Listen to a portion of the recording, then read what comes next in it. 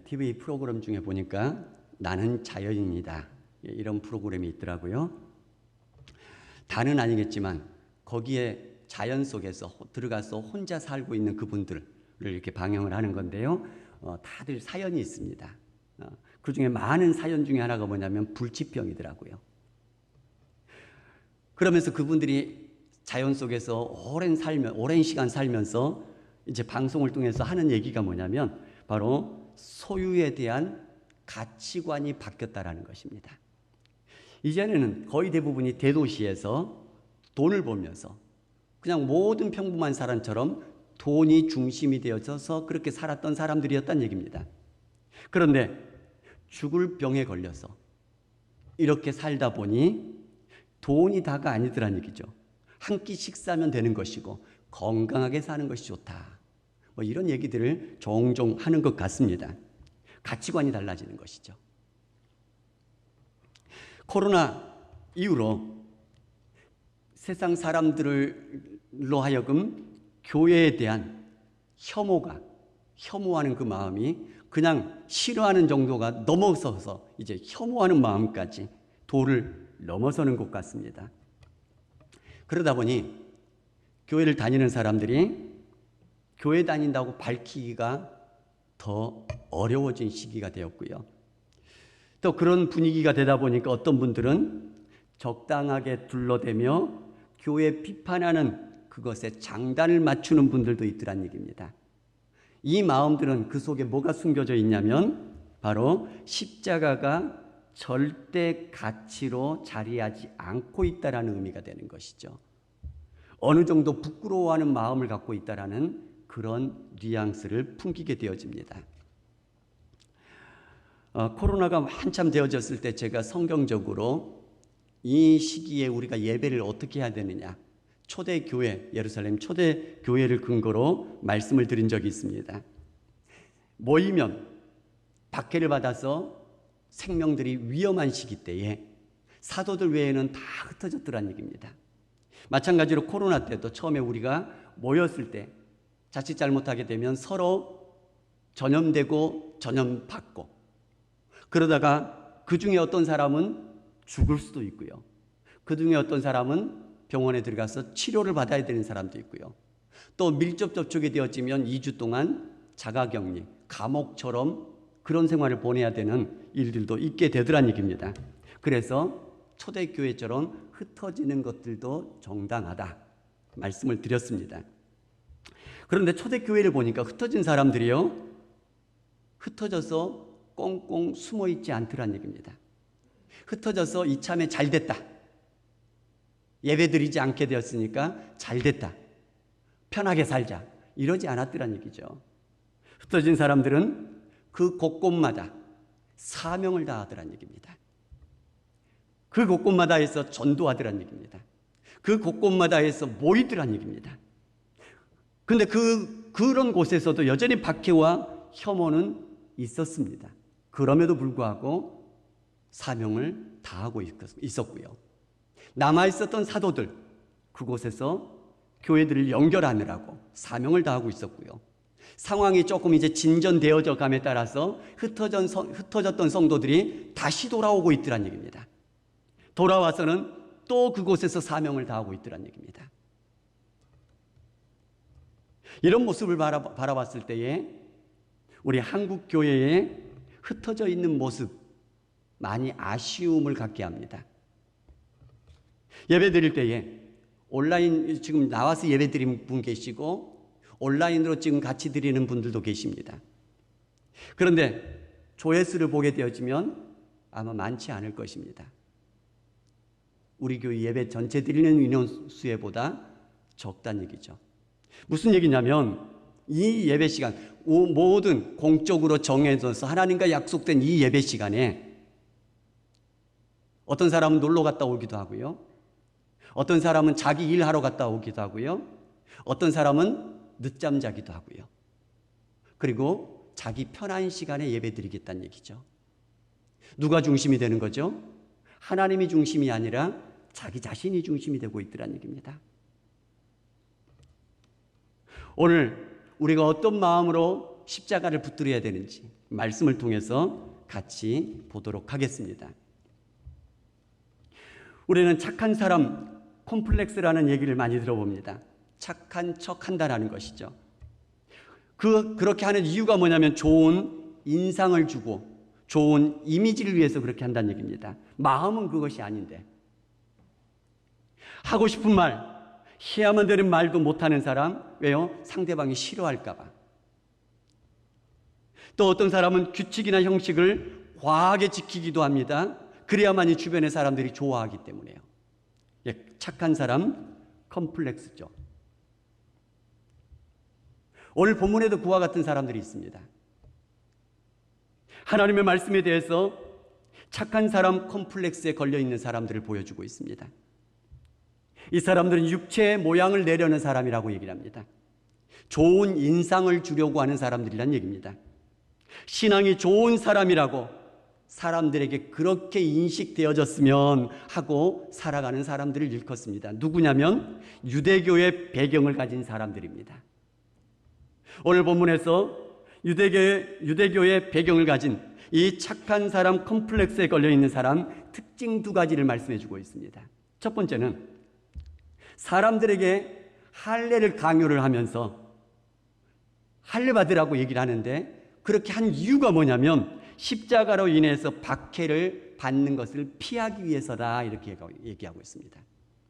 자, 그러니까 할례 받는 그것이 진짜 가치가 아니고요, 할례 받지 않고 나는 십자가만 믿어 라고 하면 핍박을 받게 되거든요. 그러니까 그것을 면하기 위해서 할례 받아라, 이렇게 되는 것이죠.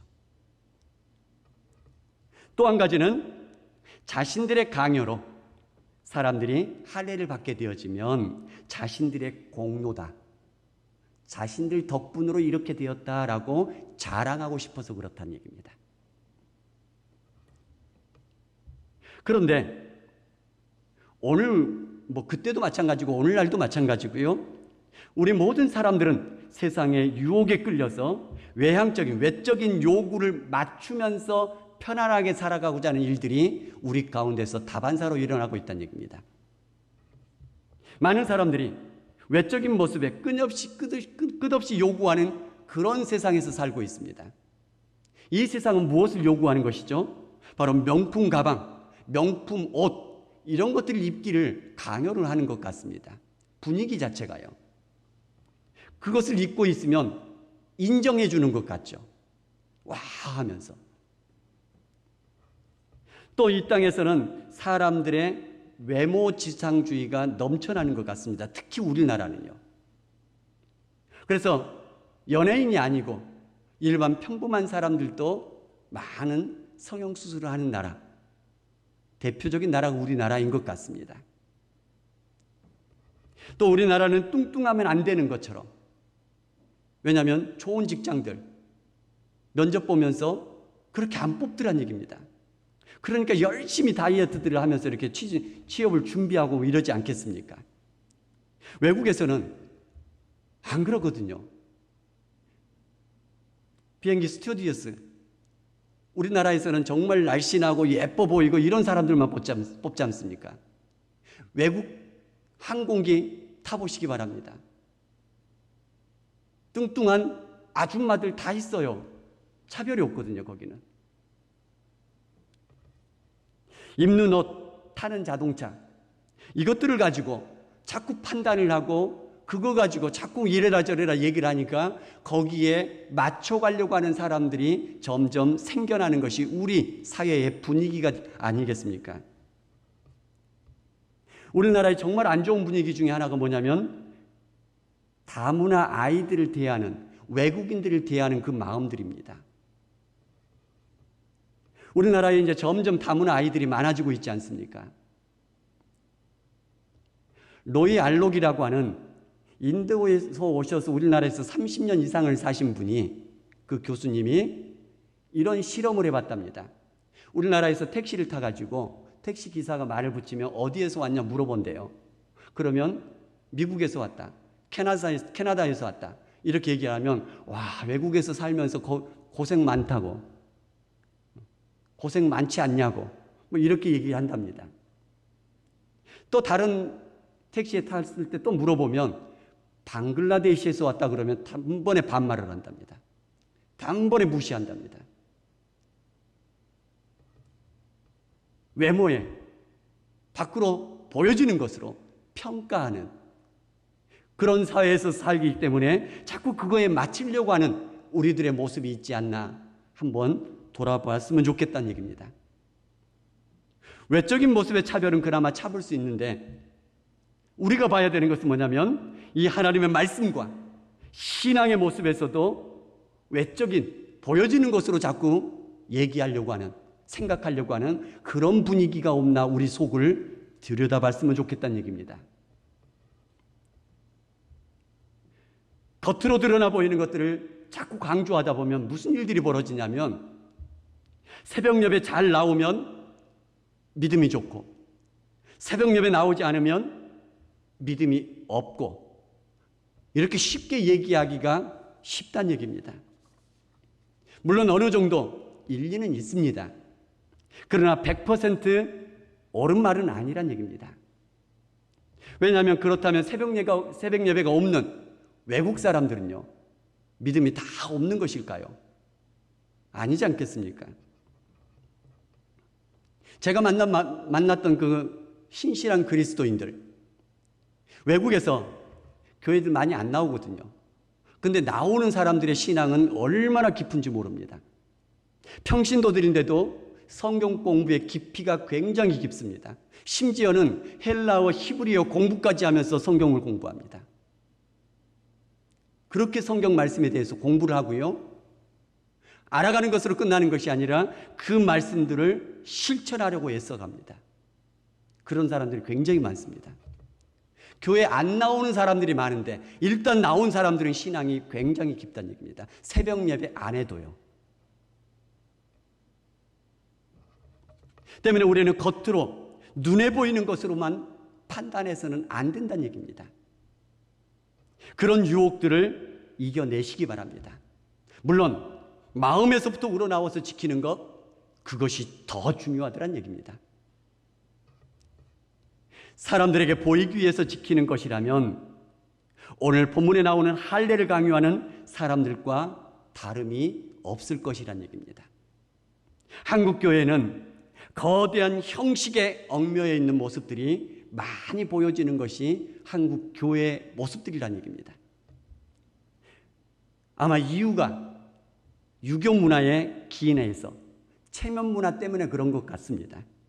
거칠에 많이 하는 그런 모습들인 거죠. 어쨌든 간에 무엇을 하든지 간에 우리의 마음이 중심이 되어져서 그 모든 것들을 하게 된다면 그것이 진짜란 얘기입니다. 마음은 없는데 지금까지 해왔던 것이니까 그냥 하고, 사람들이 보고 있으니까 그냥 하고, 책임감 때문에 그냥 하고, 이런 모습이라면 하나님 앞에 신앙을 다시 한번 돌아보자라는 것입니다. 또 두 번째는 말씀을 자신에게 유리한 대로 취사 선택하는 그런 마음들이 있더란 얘기입니다. 이들은 할례를 강조하여 자신들도 할례를 받았고 다른 사람들에게도 할례를 받으라고 강요를 하는데, 오늘 말씀해 보면 뭐라고 말씀하시냐면은 다른 율법들은 지키지 않고 있다라고 성경이 고발하고 있는 것입니다. 할례, 눈에 보여지는 것들은 지켜라, 받아야 된다라고 얘기를 하는데 눈에 보이지 않는 다른 율법들은 안 지키고 슬쩍 넘어가고 있더란 얘기입니다. 그렇다면 우리들은 어떻습니까? 이 주제는 여러 번 말씀을 드린 것인데요. 많은 그리스도인들이 직장에서, 학교에서, 그리고 군대에서 술, 담배 때문에 어려움을 겪고 있습니다. 그러면서 고민합니다. 고통스러워합니다. 기도와 제목입니다. 그런데 정작 하나님 앞에서 자신이 기도하지 않는 죄에 대해서는 무감각하더란 얘기입니다. 성경에 술, 담배 하지 말라는 그 말씀은 거의 안 나옵니다. 몇 구절 안 나옵니다. 기도하라는 말씀은 정말 많이 나오고 있더란 얘기입니다. 하나님이 더 많이 말씀하시고 강조하고 강조하셔서 말씀하신 그것이 하나님 앞에서는 더 중요한 말씀이란 얘기입니다. 때문에 술, 담배 그것 때문에 고민할 그 정도, 그게 아니라 기도하지 않은 죄 때문에 더 크게 고민해야 된다는 얘기입니다. 말을 바꾸고 진실되지 않게 살아가는 것들, 이거에 대한 이러한 것들에 대한 것에는 마음이 무감각해지는 모습들도 보여지더란 얘기입니다. 주일날 성도님들이 봉사를 많이 하십니다, 교회에서. 그런데 어려운 이들을 돌아보는 것, 이런 일들에는 무감각한 분들이 많이 계시고요. 다른 사람들을 음해하는 일에는 무감각한 사람들이 또 많이 있더란 얘기입니다. 모여서 예배 드리는 것, 모여서 예배 드려야 된다라고 얘기하시면서도 기독교 혐오 앞에서 부끄러워하고 밝히지 못하는 그런 마음들도 있더란 얘기입니다. 아까 말씀드린 것처럼 하나님과 약속된 예배 시간 예배 드리지 않고 자신들이 처한 여러 가지 일들을 마음대로 하다가 자기에게 편한 시간에 예배 드린다면 그 예배의 중심의 마음이 누구겠느냐는 얘기죠. 그러나 사도 바울은 그렇지 않다라고 증언하고 있습니다. 오늘 본문에 11절에 보면은 큰 글자로 직접 쓴다라고 말씀합니다. 그 말은 아마 이 바울의 눈이 좋지 않았던 것 같습니다. 눈병에 있었던 것 같습니다. 여러 말씀들을 보게 되어지면 육체의 약함에 대해서도 말씀하시고요. 시험하는 것이 육체에 있다라고 말씀도 하시고요. 너희 눈이라도 빼서 나에게 줄 그런 마음이 있다. 이런 말씀도 하시고요. 그 다음에 육체의 가시, 이런 얘기도 하시지 않습니까? 이것들을 다 종합해 보면 아마 눈병 때문에 힘들어했던 것이 아닐까라고 더 무게중심이 그쪽에 더 실리게 되는 것들을 보게 되어집니다. 간질이라는 얘기도 있는데 물론 그런 것도 있을 수 있겠지만 눈병이라는 것이 더 타당하지 않을까라는 생각도 듭니다. 어쨌든 간에 육체의 연약함에도 불구하고 예수의 십자가를 자랑하고 있다는 얘기입니다.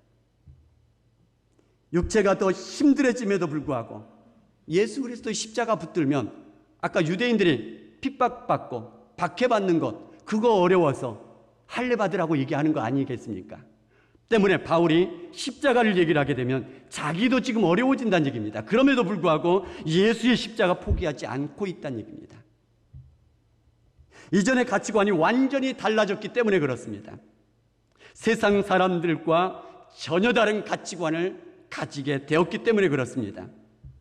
헬라인들은 십자가를 바라볼 때 어리석은 것이라 바라봅니다. 유대인들은 십자가를 바라볼 때 부끄러운 것이라 여기고 있습니다.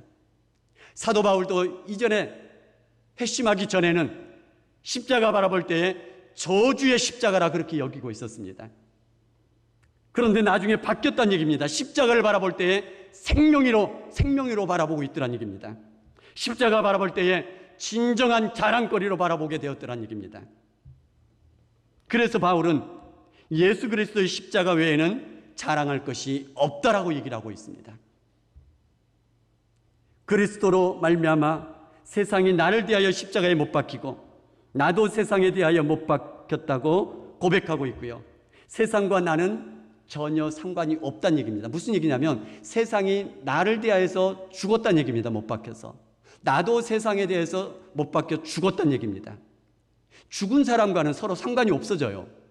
때문에 세상과 내가 상관이 없어졌다는 얘기입니다. 때문에 세상에 보이는 압력, 보이지 않는 압력, 굴복할 필요가 없다는 얘기입니다. 타협하지도 않을 것이라는 얘기입니다. 위협 앞에서 상관없다는 얘기입니다. 거기에 절대로 종속되지 않을 것이라는 얘기입니다.